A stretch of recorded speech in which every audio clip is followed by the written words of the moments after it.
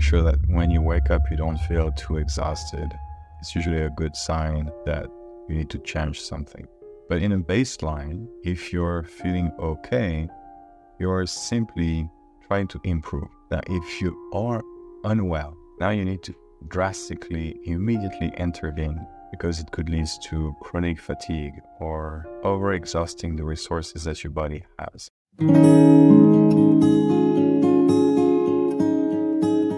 Hey everyone, today I wanted to talk about rest and recovery. This is a topic that I want to record about in the first place for me and some of my clients in coaching or in massage or in meditation. When I work with someone, I used to say you have to do less, and I realized a lot of people were offended by that. They didn't want to do less. So we live in a fast-paced purpose culture. We gotta be productive, we gotta be busy.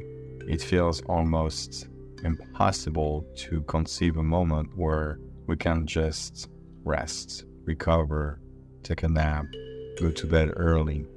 And yet it's very meaningful to do that. So instead of phrasing it as you should do less, I will suggest you do more. You do more recovery, rest, and sleep. So a recovery, for example, if you study something, you're gonna have a moment where your brain, your mind is tired. That's when you want to recover.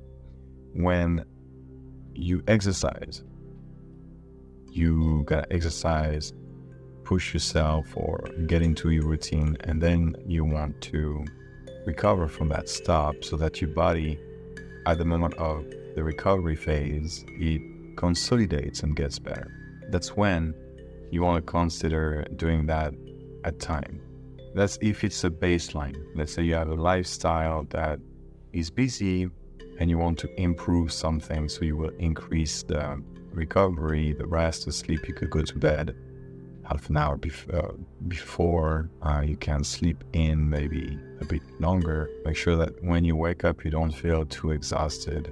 It's usually a good sign that you need to change something.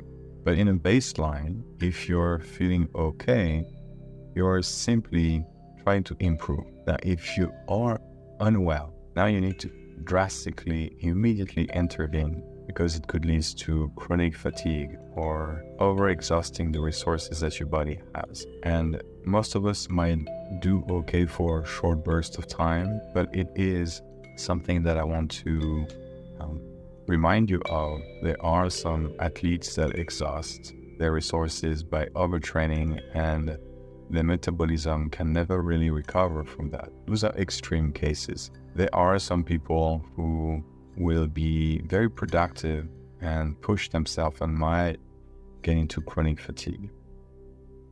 It's fairly difficult to overcome. That's the difference between the baseline, like you're doing okay and you want to improve, and the intervention, which is like immediate change because you feel unwell. Now, I wanted to talk also about recovery in the sense of like, what does it do? Is it not like doing nothing than to recover? Like I feel like I'm not productive, busy. We talked about that before at the beginning. And yet when you actually are doing that, you purposefully resting. It's not passive, it's purposeful passivity in a sense. Now, being passive doesn't mean that nothing is happening. It means that you stop doing something like thinking or working on task or physically train or both, so that your mind can wander, which is a way of reorganizing thoughts, or so that your body can heal from that little break, that the micro tears that happen in your body when you push yourself and when you work out. So it is not doing nothing. It is the fact of consolidation of the work that you've done. If you study something and if you stop, if you pause, then your brain nurture that learning phase and will consolidate it. if you physically train and then you stop, then your body will consolidate that physical activity so that your body gets stronger. So it's not doing nothing, it's actually the opposite. There's strong evidence to support that resting, recovering, sleeping will support productivity, period. So whenever you think about resting, please associate this with being productive and, most importantly for me, healthy. There's a concept I came across, there's a book on it. It's called wintering. It's a concept that is very interesting, and the word is very easy to grasp. You can think about, in the winter, some animal or vegetation stop, pause, slow down. So I would like you to consider thinking about wintering. Some people would do it at the end of the year or the beginning of the year. During the winter, it doesn't have to be strictly like that. You can winter at the end of the day when you feel a bit tired. You want to consider what works for you. But that concept as large, wintering, is a period to take a step back, period to maybe reassess the situation, maybe just be present and feel how you feel, reassess. I strongly recommend you to consider this as part of the hurdle that society will not necessarily invite you to do. Like, I don't know a lot of people outside of my field who will say you have to take a break unless you're unwell, and then it's a bit more obvious. But doing it purposefully during the year, taking a moment to maybe a quarter of your year to slow down things, or not to create new project or not to take on new adventure, but maybe step back and get into your own present time. Look at the year that passed and think about the year ahead.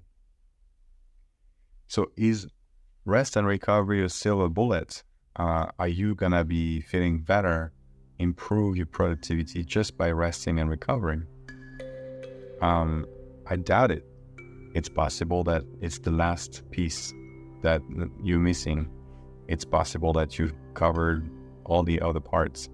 Some will say you can look at things like nutrition, mental activity, physical activity, social interactions, setting up routine and systems so that you don't have to think about everything in your life, like your finance, like the kids' activity if you have some, or how you take care of your pets if you have some. Once you create system, you can get into a flow. So if you have all the component, as far as I know, that's creating a lifestyle that is more and more aligned with a silver bullet. I stay on the fence with that concept. I don't think it's wise to think that anything can make you feel better by itself.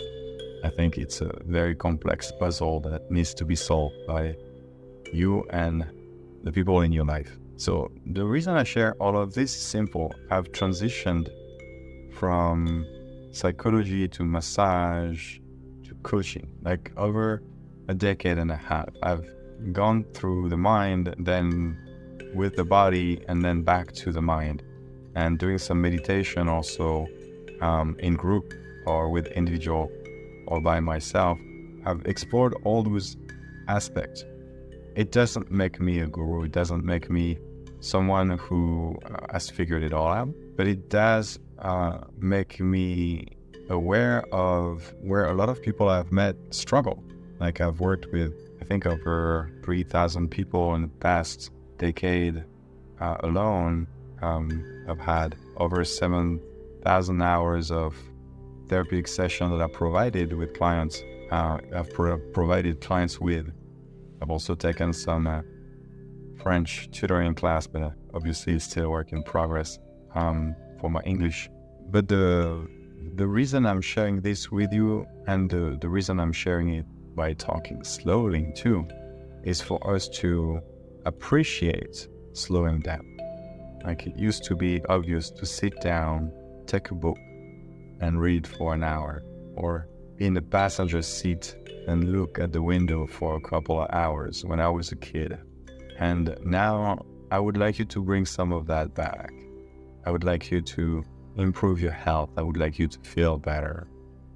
And by listening to that little road we've taken together, by listening to what I said during that little road, that little moment that we shared, I hope you remember that rest and recovery is not about doing less, it's about doing more. It's not about necessarily to do on a baseline. It could be something you need to do right now because you're unwell. It's not nothing because it is purposeful relaxation and recovery. It's where you consolidate when the body heals. You could consider trying wintering, which is to step back for a while. And it's not a silver bullet. There are other aspects that you can look at. That's it for now. Hope this was interesting, or at least soothing. And I hope that gives you permission to rest a bit more, recover a bit more, maybe lay down on your back, eyes closed for a minute. Maybe little things like this here and there can make the difference for you.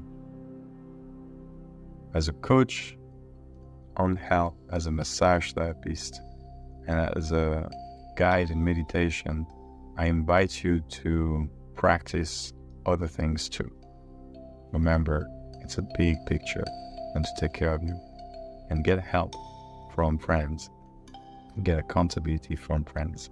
I would like you to consider subscribing, connect with me, or send me a message, and I'm looking forward to another format like this, where I basically record things that I want to remember about and listen to when I'm driving in the car. Have a good rest of your day.